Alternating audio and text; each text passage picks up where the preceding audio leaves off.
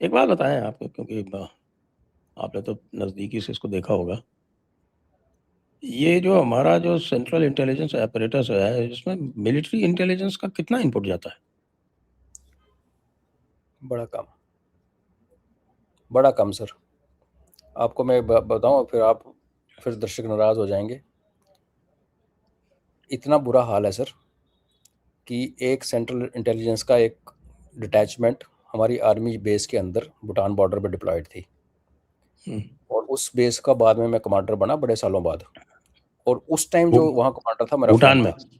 भूटान में भूटान बॉर्डर पे, असम में अच्छा, सर, बॉर्डर पे। भूटान बॉर्डर पे, हम्म, ये सर। हम्म, हम्म, गुआबारी, जो गुआबारी जगह का नाम है, वहाँ पे बिल्कुल सामने भूटान बॉर्डर स्टार्ट होता है। तो मैं उस 2-3 साल बाद वहाँ में कमांडर बन के गया, लेकिन मेरा फ्रेंड पहले कमांडर था, उसका जो बॉस था कंपनी कमांडर, वो एक पेट्रोल लेके भूटान के अंदर एंटर, बिकॉज भूटान के अंदर हम जा सकते थे, वो एग्रीमेंट था हमारा, बिकॉज उल्फा फुल्फा सारे सामने सामने बिल्कुल खड़े पहाड़ थे सर, नीचे असम प्लेन था, तो जाना पड़ता था।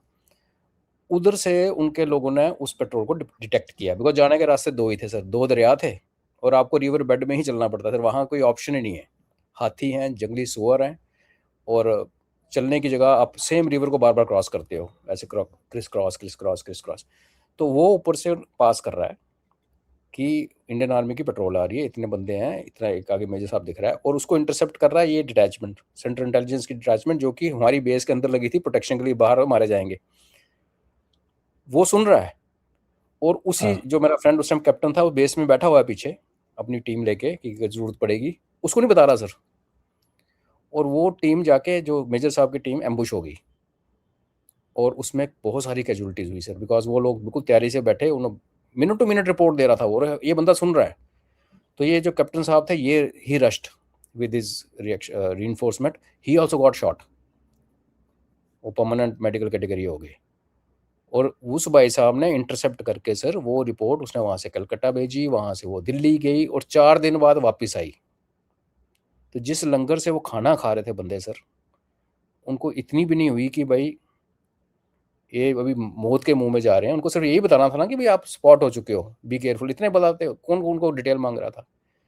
This was, I am talking of, ये अभी बात है 2000 के आसपास। उसके बाद काफ़ी जॉइंटनेस आई है, ये भी माना, वो सी इसका ये जो एनआईए का होने से ना सर काफ़ी सारा हुआ है।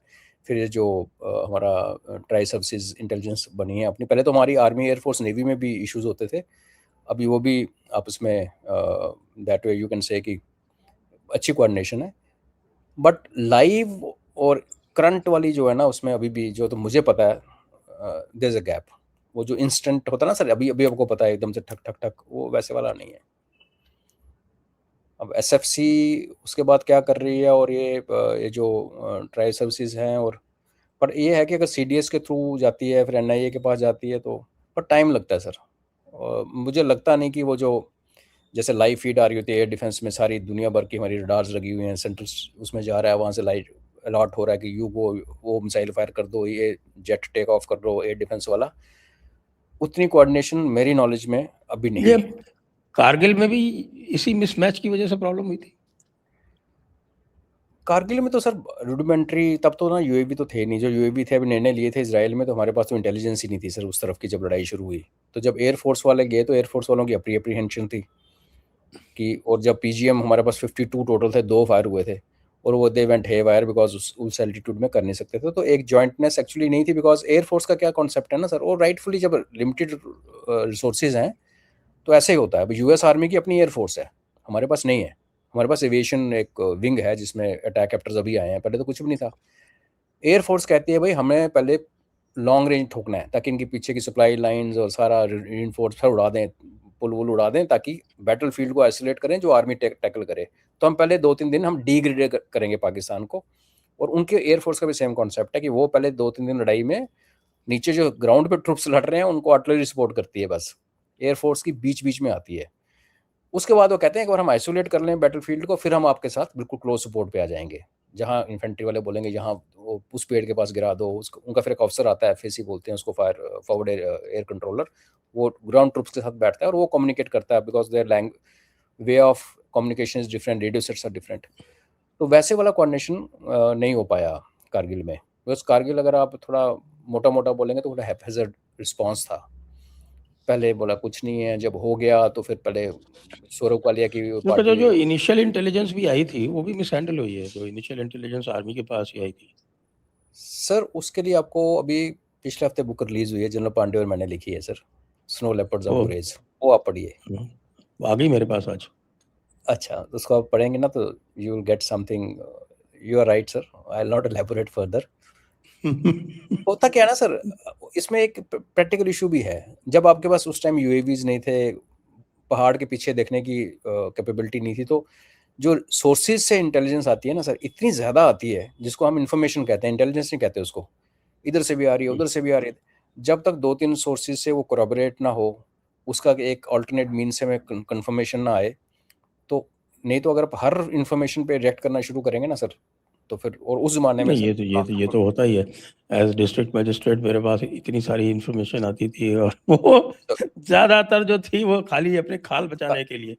कोई एब्सोल्युटली भी कोई भी त्योहार होता था तो साहब आपके आईबी की रिपोर्ट आ जाती थी कि इसमें ये गड़बड़ हो सकता है। साथ चांसेस। में आपकी पुलिस की जो हमारी जो इंटेलिजेंस है उसकी आ जाती थी कि हाँ साहब इसमें ऐसे है, वैसे। अब उसका मैंने कई लोगों से कुछ किसी इंटेलिजेंस वाले से थोड़ा बढ़ा के, मतलब लोअर फंक्शनरी से, और उसका जो है वो भेद ये जाना पता चला। वो कहता कि साहब कि देखिए हमें तो भेजना जरूरी है, और वो इसलिए है कि अगर हम ये भेज देते हैं कि साहब ऐसे ऐसे होगा, वो नहीं होता है तो वो इसलिए नहीं होता कि हमने आपको अलर्ट कर दिया, और यदि हो जाता है तो हमने आपको बता दिया, आपने एक्शन नहीं लिया। ये प्रॉब्लम है सर, ये प्रॉब्लम है सर। मैं आपको एक एजेंसी का नाम नहीं फिर बताऊंगा ओवरलोड जी। ओवरलोड ऑफ, अब आप देखिए बॉर्डर पे पीएसएफ, उनकी अपनी एक अलग इंटेलिजेंस ब्रांच है, क्यू ब्रांच बोलते हैं उसको, ठीक है। बॉर्डर पे साहब रॉ के भी एजेंट बैठे हुए हैं। बॉर्डर पे हमारे राजस्थान में एक बॉर्डर इंटेलिजेंस करके एक अलग विंग बना हुआ है इंटेलिजेंस का, वो बैठा हुआ है। एमआई बैठी हुई है, बीएसएफ ठीक की है इनकी भी साहब। बैठी। एमआई बैठी हुई है, प्लस आपके आईबी के तो होते ही हैं एजेंट्स सर उनके, और सबके बीच में कंपटीशन रहता है। वहाँ पे झगड़ा ये होता था, और उसमें सबसे बड़ी समस्या ये होती थी कि लोग जो थे उस समय बॉर्डर फेंसिंग मेरे सामने शुरू हुई जब मैं वहाँ पे डिस्ट्रिक्ट मजिस्ट्रेट था बाड़मेर में, और मेरे सामने वो पूरा बॉर्डर क्लोज हो गया। तो दैट वाज, हम कह सकते हैं कि मैं अपने सीवी में डाल सकता हूँ कि सब, और वो इसलिए भी हुआ क्योंकि हम लोगों ने बहुत फैसिलिटेट किया उसको। जितनी भी कहीं भी छोटी मोटी, अल्टीमेटली वो सीपीडब्ल्यूडी वाले, उनको कोई भी दिक्कत होती थी मुझे डायरेक्ट कांटेक्ट कर लेते थे और मैं उनको फैसिलिटेट करता था। तो बॉर्डर बंद हुआ नहीं था, सबके डबल एजेंट थे,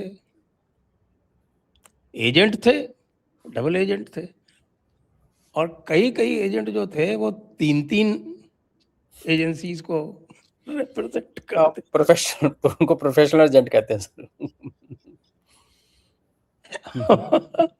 इतना झगड़ा करते थे आपस में, जो मंथली मीटिंग होती थी, my god, it used to be a cacophony. उधर से चिल्ला रहा है, वो उधर से चिल्ला रहा है, इन्होंने हमारा ये एजेंट ले लिया और उन्होंने ये कर लिया। मैं क्या, मेरा माथा पीट लेना कि यार तुम कंट्री के लिए कर रहे हो कि खाली अपनी अपनी ब्रांचेस के लिए कर रहे हो। ये सीलोज में काम करने का, बट अभी सर काफी फर्क पड़ा है। एक कंप्यूटर्स भी ना सर, आईटी आपको इनेबल भी करती है मल्टीपल सोर्सेज की इन्फॉर्मेशन को कॉरबोरेट करना, उसको हायर पिक्चर, फिर आपकी आंखें आप आसमान में हैं। उस टाइम तो बड़ा वो था। मैं भी एक एजेंसी का नाम नहीं लेता, मैं राष्ट्रीय राइफल्स में कंपनी कमांडर था सर। तो तब एक दिन सीईओ का फ़ोन आया कि सो एंड सो एजेंसी का बंदा आ रहा है, तो उसको ब्रीफ कर देना मोटा मोटा। अभी क्या होता है ना सर, आरआर में कंपनी कमांडर बटालियन का इलाका है, तो उसमें 20-24 स्क्वायर किलोमीटर पहाड़ों का टोटल जो मेरे पास था। इसी तरीके साथ वाले कंपनी, हम जो 6 कंपनी कमांडर थे। अब हम ये नहीं कह सकते ना कि वो टेररिस्ट मेरे इलाके में है, वो हमारे बटालियन के इलाके में है। आज वो मेरे कंपनी के इलाके में हो सकता हो, और जैसे हमारी पेट्रोल चली वो उठ के दूसरे वाले में चला जाए, तो दे आल्सो कीप मूविंग। तो उसने मुझे पूछा कितने हैं, ऐसे 18 से 20 तक है। उसी इलाके में रजवार, जो बड़ा गंदा फॉरेस्ट है, फेमस कुपवाड़ा का डार्क फॉरेस्ट ऑफ इंडिया कहते हैं उसको, दिन को भी आप किताब नहीं पढ़ सकते, इतना घना है। तो वहाँ मैं डिप्लॉयड था। अब वो दूसरे कंपनी कमांडर के पास गया, तो उसने भी वही बोला कि 18 से 20, किसने 20 से 22। चला गया सर चाय वाय पी के। कोई 1 महीने बाद रिपोर्ट आती है ऊपर से, दिल्ली से, और आर्मी चैनल के थ्रू, इंटेलिजेंस एजेंसी जो भी थी, मैं नाम नहीं ले रहा, कि इतने से रजवार में 120 से 130 टेररिस्ट घूम रहे हैं और आपसे कुछ नहीं हो रहा। उस भाई साहब ने 20 इंटू 6 करके 100, सबसे वही सुना। अब हम तो सिलोज में, विद इन बटालियन तो सिलोज में काम नहीं होता ना सर, और terrorist is a moving animal, वो तो कभी इधर कभी उधर, वो छुप रहा है, भाग रहा है। तो ये हम सब आपको पर अभी मेरे जो मुझे मानना है कि विद आईटी और विद सेंसर्स जो इम्प्रूव हुए हैं, उससे अभी तो बहुत फर्क पड़ गया सर। क्या वो लाइव एक्सचेंज ऑफ डेटा होता है, जो आपका पहला क्वेश्चन था, I am not very sure sir. उसके लिए किसी को बड़ा रिसेंटली रिटायर्ड बंदे को, जा किसी को पूछना पड़ेगा। खंडारे साहब शायद बता पाएंगे अगर कभी आते हैं, अदरवाइज थोड़ा सा मुश्किल है। जी सर। जी